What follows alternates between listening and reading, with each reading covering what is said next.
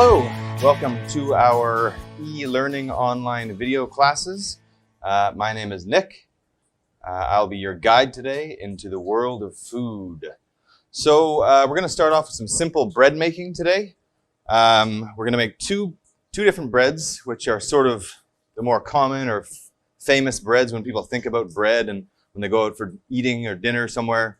These are sort of the two more common breads that you might be served in a restaurant. The first one we're going to make today is a French-style baguette. The second one we're going to make today is an Italian-style focaccia bread. With that being said, to make our baguette today, we've got bread flour. This is 1,200 grams or 1.2 kilograms. I've got some water here. This is 900 grams. When bakers talk about breads or doughs, usually it's done in something such as percentages. So today's bread is a 70% hydration, which means that we're using 70% the weight of the flour in water. The other ingredients I've got is salt and sugar. When I make bread, I usually use a good quality salt like kosher salt or sea salt. I try to avoid using table salt or iodinized salt wherever I can, just because it's very, very strong. The other ingredient I've got today is some instant yeast. Yeast, like flour, comes in a variety of different forms. The main four formats that we use in professional cooking are fresh yeast, active yeast, instant yeast, which I have here, and then wild yeast. So fresh yeast comes in a block, looks very similar to butter, but it's a much darker color. Fresh yeast is very, very good. It's used in professional bakeries, quite commonly used in professional bakeries. The next one that's very common is active yeast. Active yeast has to be hydrated in water before it's used. Then there's this one here, which is called instant yeast.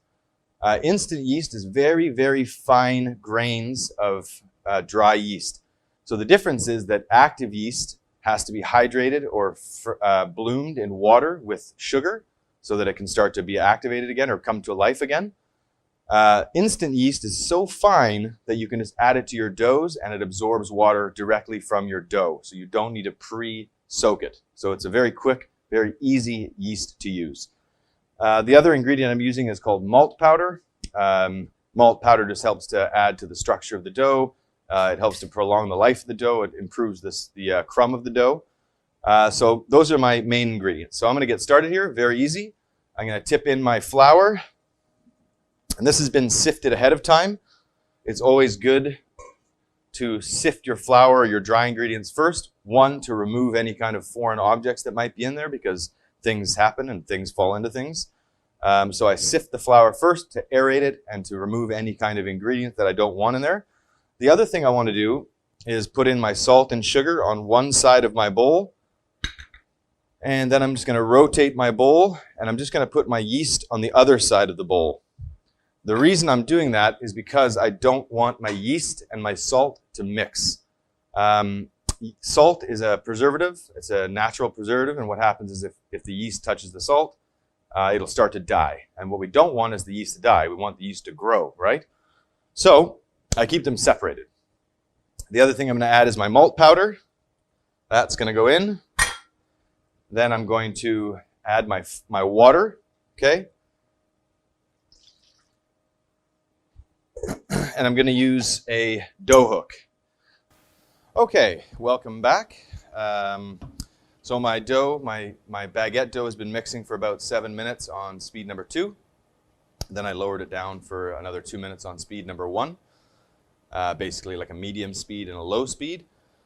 And this is done in order to develop the gluten and to make sure that the dough is properly mixed and the flour has a chance to hydrate or absorb all that water that's in there.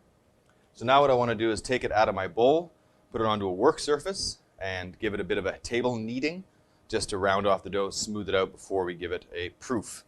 Okay, so now what I want to do is just start to knead the dough. Okay, so I'm just going to pull it over itself here and start to fold it and stretch it out. And I'm basically tearing the dough each time I push it, okay?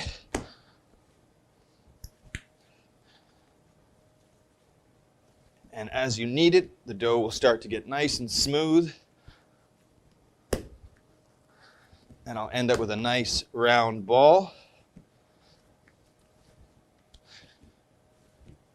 Now, if you're working on a different type of surface, wood is very nice, marble is very nice, stainless steel is also very nice. If you find it starting to stick a little bit, just put a little bit of flour. You don't need to add too much, because essentially the dough will start to absorb all the flour that you put in there, and your dough will become much, much drier. And what we don't want is to have a really, really dry dough.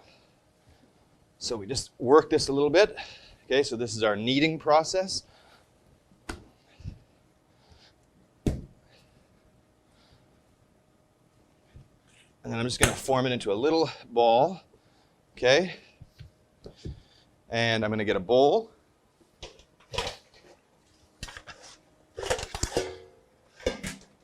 A little bit of flour again. Remember that you don't need a lot. And I'm just going to use my scraper here to pick up my dough, put it into my bowl, and then I'm just going to cover this gently with cling film or plastic wrap. Hey there, welcome back. So our baguette dough is proofing, so we're letting it double in size. We want the yeast to start giving off some gas and start to give some life to our bread. While that's happening, we're going to make our second bread, which is our focaccia bread. And for that, I've got some more bread flour. I've got some more water. I've got some dry yeast. I've got some salt and sugar. I've got some olives. I've got some fresh rosemary. And I've got some olive oil. Okay?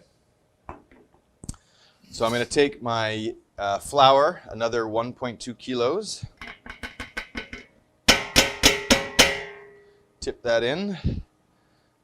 My salt and sugar is going to go in on one side of the bowl again. My yeast I'm going to put in again on another side of the bowl. The olives and the rosemary we'll use later. I'm going to take a little bit of extra virgin olive oil, about 30 grams, and I'm just going to drizzle that in. And that's to give a little bit of flavor, but also to add a little bit of structure or body to the dough. And then I'm going to take my water, and I'm going to tip my water in here. And then again, we're going to use our dough hook, because again, we're making a bread. And we're going to go back to the machine, and we're going to mix this one for about 5 minutes on speed number 2. And then we're going to tip it out and give it a knead, just like we did for our French baguettes. So I'm going to put this on the machine. I'll be right back. Okay, so we've got our focaccia bread mixing right now. My baguette dough I've let double in size, okay? So once that happens, I can just gently remove my plastic, and I'm going to tip out my baguette dough onto my work surface here. And I'm just going to divide this into 5 equal portions at around 400 grams per portion.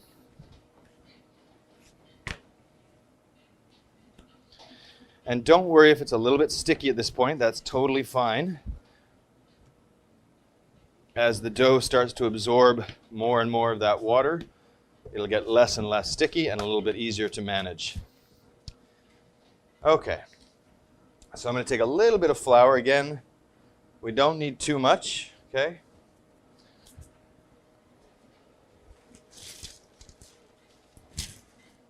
And I'm going to take a prepared baking sheet here. And I've just got a piece of parchment paper down here.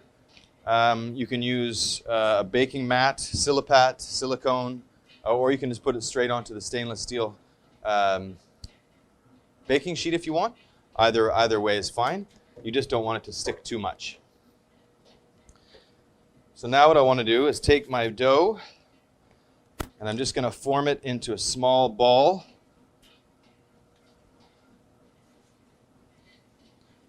Just folding it now. And so I'm using my hands, and I'm tucking underneath the ball.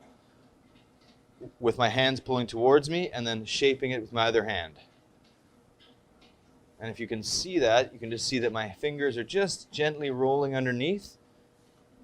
And what that does is that brings the dough underneath itself and helps to form a nice outside skin and helps to tighten up the ball so that as it proofs again for the second time, it keeps a nice shape. Okay? So I'm just gently going to roll this under itself. So what you should end up with is a nice little spiral on the bottom and a nice smooth surface on the top. Okay, so I've got my focaccia bread off the mixing machine. Again, this was going for around 6-7 minutes on a medium speed to help elasticize or develop the gluten in the dough. As you can see behind me, I've got this nice baguette dough, which has been formed into balls, which is now proofing for the second time. We call this benching. So once they've proofed a second time, then I'm going to shape them into the baguette shape.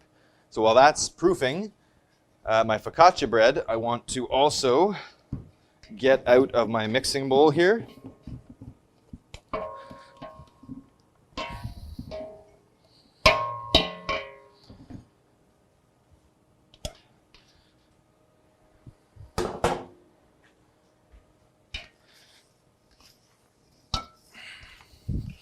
And this should be able to take out fairly easily. It should also be a little bit sticky, but fairly easy to manage still. And you can just use your scraper to get any little bits of dough out of the bowl. And I'll just set this off to the side. Okay, so I've got my focaccia bread here. And again, I just want to start to stretch this out a little bit.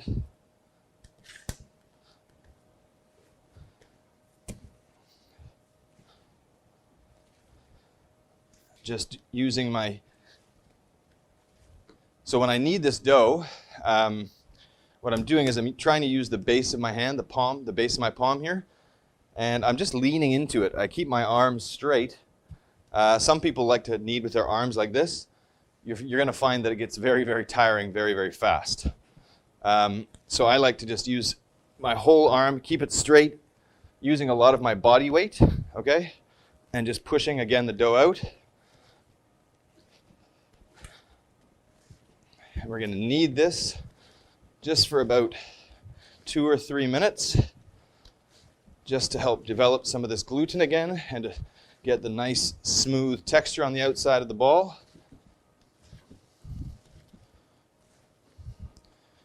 Okay. So I'm just going to roll this around a little bit.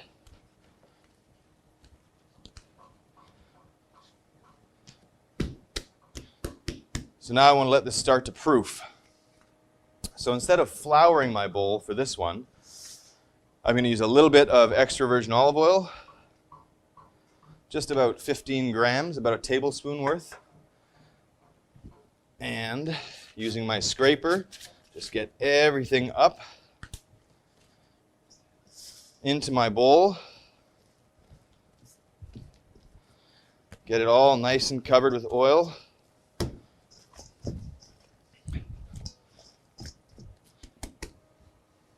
And then again, I'm going to use a little bit of plastic wrap just to help keep it from drying out. The oil also helps keep it from drying out. But I like to use the plastic as well because actually it helps to sort of insulate the dough, keep it slightly warmer. So I'm just going to press this down. And I want to let that start to proof or double in size. And then we're going to portion this and get it into our molds. Okay, so we've got our focaccia bread. That's just below me here. That's just kind of proofing a little bit to help rise in size and start develop the yeast inside of it so that we get some air in our bread, so we get some structure. My baguettes, the balls now have proofed, okay? So what I want to do is now shape them into a nice little baguette shape. So again, I've got my ball here, and I'm just going to gently tap out the excess gas out of there.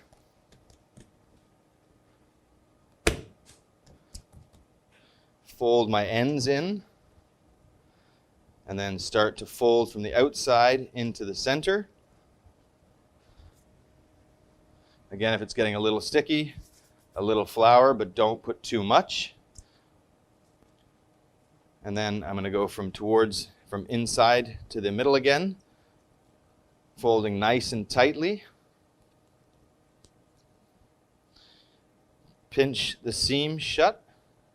You really want to make sure that it gets closed. You can also use the heel of your hand or the side of your hand to make sure that it gets closed. And then again, just in a nice fashion from the middle out. Okay, from the middle out. And then you have a nice baguette shape here. And that's going to go onto my prepared sheet pan for a final proofing. Okay, so we've got our baguettes going for their final proof. They've been mixed, proofed, scaled and balled, shaped into baguette shapes. Again, as I said, you can make them into different sizes, whatever you like. So now our focaccia bread has doubled in size. Ta-da! So I want to take this out of its ball here and just carefully, again, put it onto my work surface and let that fall out. So now I've got focaccia bread you can make in a variety of different shapes, sizes, whatever you want. I like to use little ring pans like this just because they're nice and it's very portable. So what I'm going to do is take a little bit more of my olive oil,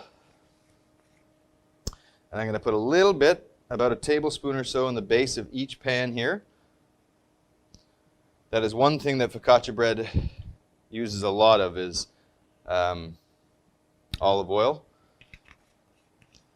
And then I'm going to scale this off to about 250 grams each, or 300 grams each.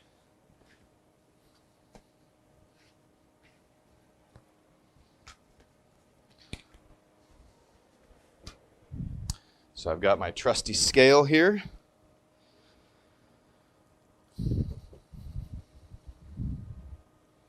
So that's 320, so I'll take a little bit off of that.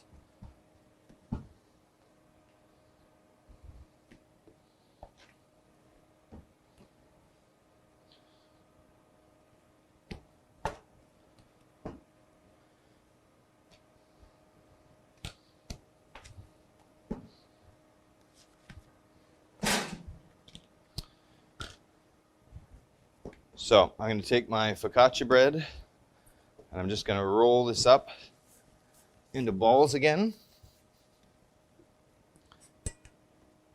And I'm going to put it just into the bottom of each pan there. Okay.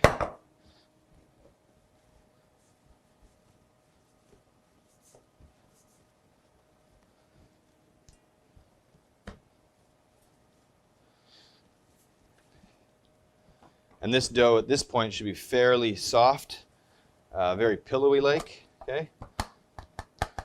And then what I want to do is, just using my fingers, just press this out,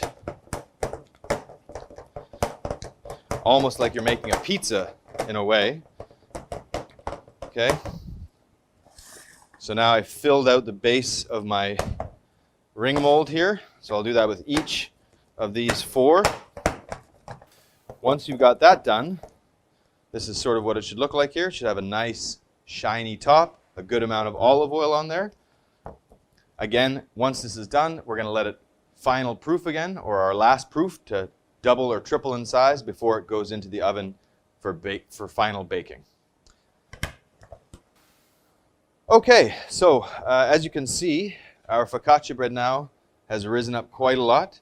Okay, it's about triple in size.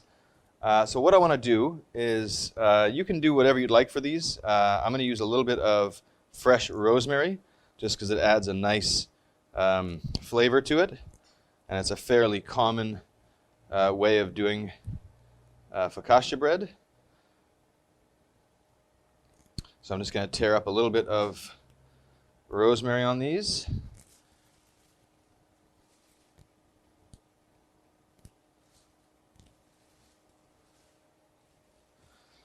And then a couple of these, I'll put in some green olives, just sprinkle some green olives around. The other thing I want to do is just at the very end, before it goes in the oven, just give it a nice little drizzle of olive oil again.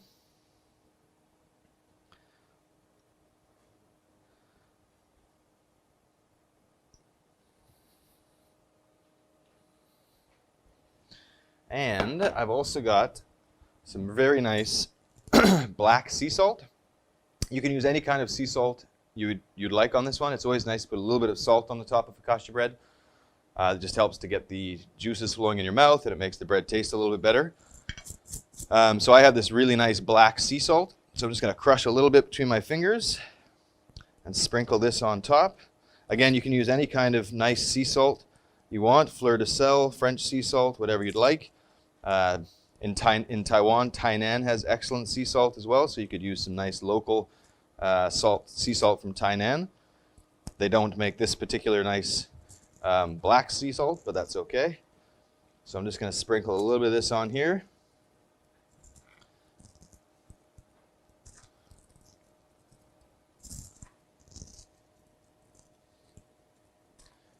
And then this is going to go straight into the oven at 200 degrees Celsius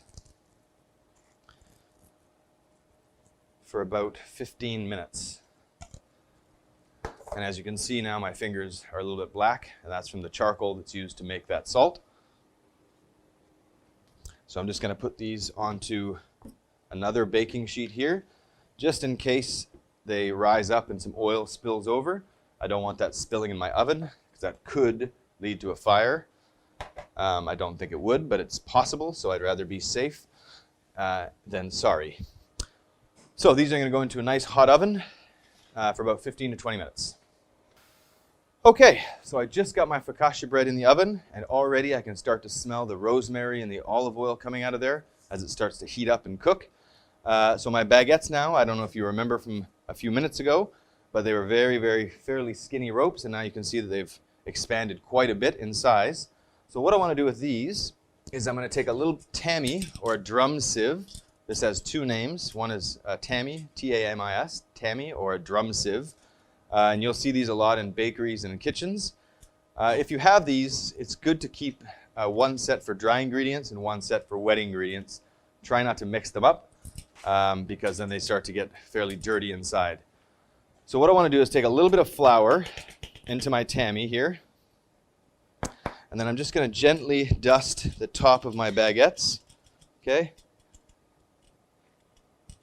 And this is going to help give it a nice crust and also a nice look once it comes out of the oven. Okay. So I'll get a little bit more bread flour in here.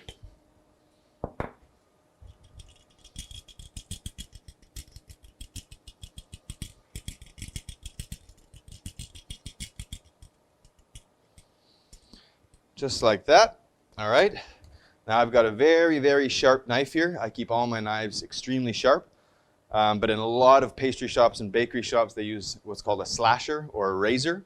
And it's a special tool they use in bakeries. It's a sort of a long plastic rod. It almost looks like a toothbrush. And it's got a special little clip at the end that they can slide in a razor blade.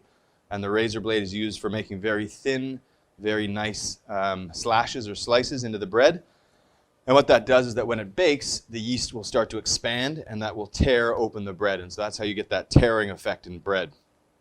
So a baguette you can do in a variety of different ways. You can just do small cross slices like this, okay? And again, you want to have a very nice sharp knife, okay? Or you can do one very long slash down one whole side of it, so as it cooks, it'll expand. Okay, it's really up to you.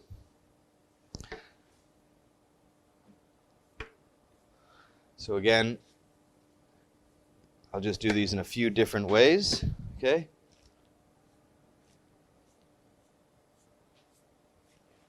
And then again, this is going to go into a 220 degree oven with a little bit of water because I want to create some steam. And that steam is going to help to create the crust on the outside of the baguette. So these are going to go into the oven for about 14 to 18 minutes. Okay, finally, the moment has come. After all of that work, all of that patience, and let me remind you that patience is extremely important when you're making any kind of breads or pastries, as the processes and times can't really be rushed if you want to have a good final product. But after all that patience, we have finally our baguette, okay, which has a nice golden, crusty exterior. And we've got our focaccia bread, okay, also nice golden, crunchy outside but soft inside. So if you were at a restaurant or you wanted to serve this for somebody, you could very easily take some slices of your baguette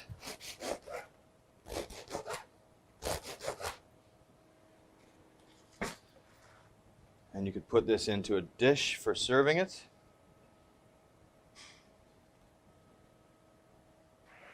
And then you could take some of your nice homemade focaccia bread with olives. And again, you can put this into the same dish.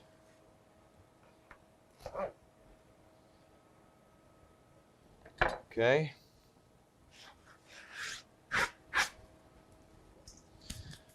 And then you could serve it with some really, really nice extra virgin olive oil, which is always a good thing to have. So I'll put a little bit of this into a dish here. And this type of olive oil, this particular type, when it's this high quality, you don't want to be cooking with it. You don't want to heat it up. You really want to eat it or use it in a cold application as a dip or a salad dressing. And then I'm also going to take some good quality balsamic vinegar. And I'll just sprinkle this into my olive oil. And then you could serve this at a restaurant or to your friends. And you would just dip your bread into your oil and vinegar mixture. And so you'd get a nice balance of sour from the vinegar and rich from the olive oil. And so there you have it, French baguette and Italian focaccia bread.